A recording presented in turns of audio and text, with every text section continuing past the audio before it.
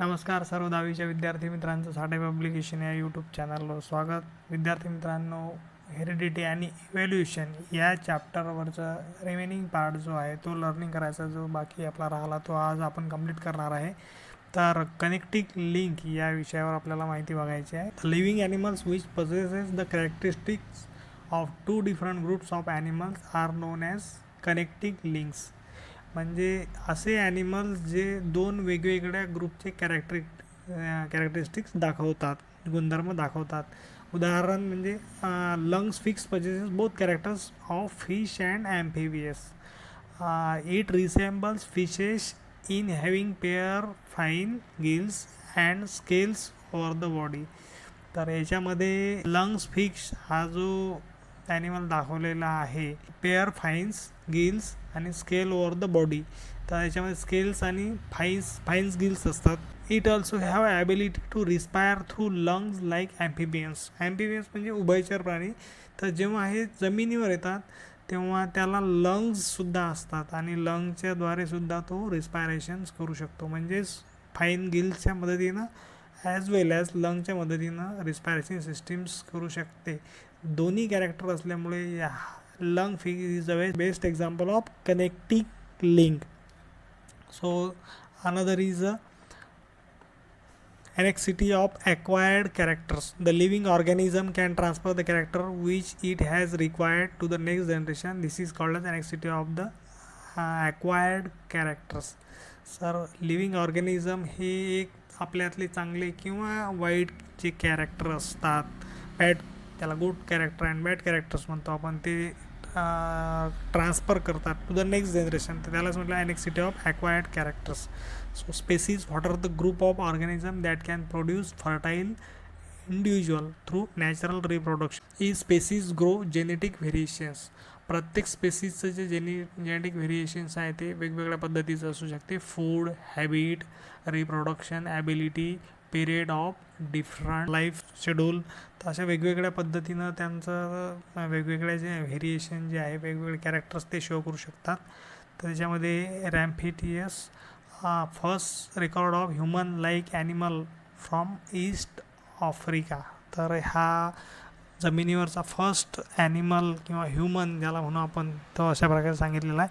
त्याच्यानंतर निअँडरथल मॅनबद्दल आहे. This is the first example of wise man. हुशार माणसं ज्यावेळा माणसाला बुद्धीचा वापर करायला लागला तर त्याला निअँडरथल माणूस यापासून सुरुवात झाली आहे.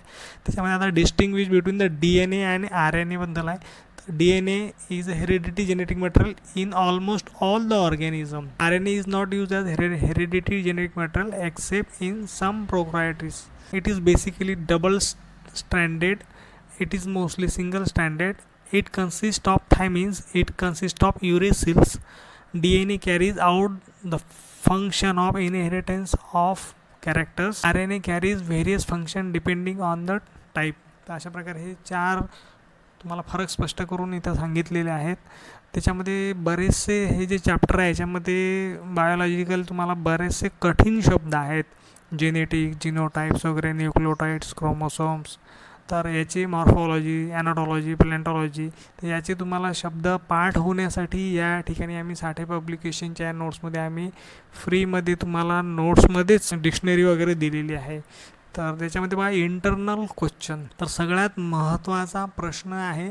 इंटरनल क्वेश्चन आता बंद झालेले आहेत. मागच्या वर्षी साधारण ऑक्टोबर 2020पासनं बोर्डानं इंटरनल क्वेश्चनवरचे सर्व अभ्यासक्रम जो बंद केलेला आहे आणि 20 मार्काचं प्रॅक्टिकलसुद्धा वाढवून दिलेलं आहे. परंतु मित्र हो, इंटरनल क्वेश्चन हे सुद्धा अत्यंत महत्त्वाचे आहेत. कारण यावर्षी शैक्षणिक जो ढाचा आहे, जो बेस आहे तो बदललेला आहे. तो 5-3-3-4 असं एक नवीन शैक्षणिक धोरण ज्याला म्हटलेलं आहे ते आलेलं आहे.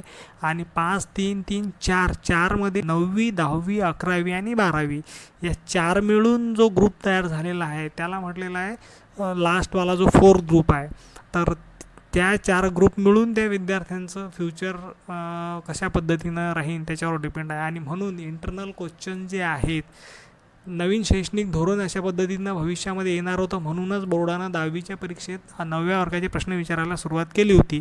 पण रिझल्ट एकदमच कमी लागल्यामुळे 2019चा इंटरनल क्वेश्चन बंद करून परत 20-20 मार्काचं प्रॅक्टिकल वाढवण्यात आलेलं होतं. तर ज्या विद्यार्थ्यांना भरपूर भविष्यामध्ये शिकायचं आहे, काही डॉक्टर, मेडिकल, इंजिनिअरिंग वगैरे क्षेत्रामध्ये किंवा ॲग्रिकल्चर क्षेत्रामध्ये, BSc किंवा टेक्नॉलॉजीमध्ये ज्या क्षेत्रामध्ये भविष्य करिअर करायचं आहे, त्या विद्यार्थ्यांनी इंटरनल क्वेश्चन्स हे स्टडी करायचे आहे. सरकारनं 25% किंवा 35% साधारण सप्टेंबर आता संपत येणार आहे आणि सप्टेंबरपर्यंत शाळा सुरू होण्याचे चान्सेस नसल्यामुळे 35% अभ्यासक्रम कमी असं शासन सांगत आहे. तरीही आपण अभ्यास हा 100%च करायचा आहे. इंटरनल क्वेश्चनचे सुद्धा ॲन्सरिंग चांगल्या पद्धतीनं करायचं आहे. याचा आज जरी त्याचा बेनिफिट नसेल तरी जेव्हा तुम्ही नीट, IIT, JEE किंवा ॲग्रिकल्चरच्या किंवा अवांतर NDAच्या वगैरे सारख्या काही किंवा सायन्स ऑलिम्पियाडसारख्या जेव्हा काही एक्झाम द्याल, त्या एक्झाम्समध्ये तुम्हाला या सर्व क्वेश्चनचा जे ग्रुप दिलेला आहे 9, 10, 11, 12चा, त्याच्यामध्ये तुम्हाला 100% बेनिफिट झाल्याचं नक्की लक्षात येईल. तर या ठिकाणी तुम्हाला हे सुद्धा which component of the cellular nucleus of living organism carries heredity characters. So DNA is a major factor whose carries the various characters of heredity. तर या ठिकाणी अशा प्रकारचे component of the DNA molecule structure वगैरे ते दिलेलं आहे. त्याच्यानंतर RNAचे सुद्धा टाईप दिलेले आहेत. त्याच्यानंतर explain the meaning of genetic disorder and give names of some disorder. Genetic disorder कोणत्या प्रकारचे असतात त्या काय एक्सप्लेनेशनमध्ये देतात. Genetic disorder is a genetic problem cause by one or more abnormalities form in the genome.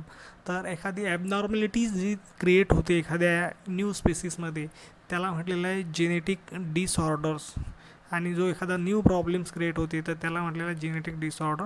तर कोणत्या प्रकारच्या जेनेटिक आहे, cystic fibrosis, sickle cell, heart disease, diabetes, thyroid वगैरे असे जे काही प्रॉब्लेम्स आहेत हे जेनेटिकली डिसऑर्डरच्या माध्यमातून दुसऱ्या न्यू जनरेशनमध्ये ते ट्रान्सफर होतात. तर which is the function of appendix of our digestive systems. तर असे खूप सारे बरेचसे काही सायंटिफिकली बेस तुम्हाला सिलेबस आहेत. तर ते 9th स्टँडर्डमध्ये तुमचं हे पूर्वी झालेलं आहे तरी त्याच्यावर आधारित तुम्हाला क्वेश्चनची जी रिव्हिजन आहे ते करायची आहे. आणि त्या दृष्टीनं आम्ही याच्यामध्ये प्रत्येक प्रश्नाचं उत्तर विथ एक्सप्लेनेशन आणि तेही महत्त्वाचं म्हणजे ज्या ठिकाणी ज्या ओळी महत्त्वाच्या आहेत त्या ह्या अशा प्रकारे आम्ही अशा डार्क केलेल्या आहेत की जेणेकरून त्या विद्यार्थ्याचं कॉन्सन्ट्रेशन त्या लाईनवर जास्त फोकस व्हायला पाहिजे. आणि त्या ओळी त्यांनी जर लक्षात ठेवल्या तर त्यांना काय लक्षात ठेवायचं आहे, काय अभ्यास करायचा आहे, ह्या गोष्टी त्यांच्या लक्षात येऊ शकतात. तर असे खूप सारे प्रश्न आहेत. Which are the different organ in the body of organism. तर ऑर्गन्स इन ॲनिमल आणि ऑर्गन्स इन प्लॅन्ट्स. तर हे सर्व ऑर्गनचे नावं ॲनिमल आणि प्लॅन्ट्स याच्यात दाखवलेले आहेत. तर each of the organ is useful in organism. तर याचं उत्तर आहे definitely every and each organ of the human or animal is useful. तर ह्याच्या प्रकारे तुम्हाला त्याच्यामध्ये सगळं माहिती तुम्हाला येऊ शकते. तर याच्यामध्ये एक्सरसाइजसुद्धा आम्ही चांगल्या पद्धतीनं सॉल्व करून दिलेली आहे. याच्यामध्ये प्लॅन्टॉलॉजी, मॉर्फॉलॉजी, एव्हिडन्सेस ऑफ इव्हॉल्युशन जे आहेत ते याच्यामध्ये दाखवलेले आहेत. यावर्षी बोर्डाला खूप सारं थेरॉटिकल ॲन्सर न देता activity base point two point कशा पद्धतीने ॲन्सर दिल्या जाईल आणि कमी शब्दामध्ये आणि योग्य ॲन्सर कसं बोर्डाला अपेक्षित आहे त्या पद्धतीनं आम्ही आमच्या नोट्समध्ये हे सर्व मेन्शन केलेलं आहे. आणि कमी वेळामध्ये विद्यार्थ्यांना जास्तीत जास्त स्टडीसाठी नोट्स नक्कीच फायदेशीर होऊ शकते. Complete the statement by choosing correct option from brackets. Write short notes, Lamarckism, Darwin theory याच्यावर तुम्हाला काही शॉर्टमध्ये काही नोट्स लिहायचे आहे, एम्ब्रॉयलॉजीवर काही लिहायचे आहे, इव्हॉल्युशनवर लिहायचे आहे. हे सगळ्या गोष्टी आपण आता मागे सिलेबस नोट्स जेव्हा आपण सुरुवातीला स्टडी केली तर तेव्हा हे सगळ्या गोष्टी याच्यामध्ये होत्याच. त्याच्यानंतर कनेक्टिंग लिंकबद्दलसुद्धा ही लंग फिशची जी डायग्राम आहे ही इथे दाखवण्यात आलेली आहे, कशा पद्धतीनं ती लंग फिश जी आहे ती आहे. त्याच्यानंतर हेरिडिटीची तुम्हाला डेफिनेशन पाठ पाहिजे आहे. त्याच्यानंतर डिफाईन वेस्टिजियल ऑर्गनची डेफिनेशन तुम्हाला माहीत पाहिजे, कोणते वेस्टिजियल ऑर्गन्स तुमच्या आपल्या बॉडीमध्ये आहेत त्याच्यामध्ये अपेंडिक्स असते, मसल्स असतात, ear, muscles of ear, body of ear, tail bone, wisdom teeth वगैरे वगैरे. त्याचे एक्झाम्पल्स विथ एक्झाम्पल तुम्हाला सांगता यायला पाहिजे. Answer the following question. How are the heredity changes responsible for evolutions. तर याचंसुद्धा तुम्हाला सांगता यायला लिहिता. Heredity is a transfer of biological character from one regions to another via genes. The reason behind the sudden changes were understood due to the mutational theory of Hugo de Vries. Heredity changes is useful for diversity. It is useful in production of hybrid varieties of animals and plants. Explain the process of formation of complex protein. त्याच्यानंतर याच्यामध्ये याचं continuous movement ribosomes from RNA to triple codon from complex protein. This proteins control various function in the body of living organism. तर हे जी ribosomes from mRNA to triple codon, mRNAची triple कोडॉनकडे जे movement आहे कंटिन्युअसली, त्यामुळे complex proteins तयार होते आणि ती कॉम्प्लेक्स प्रोटीन्स शरीरामध्ये वेगवेगळ्या प्रकारचे व्हेरियस फंक्शन्सचं काम करते.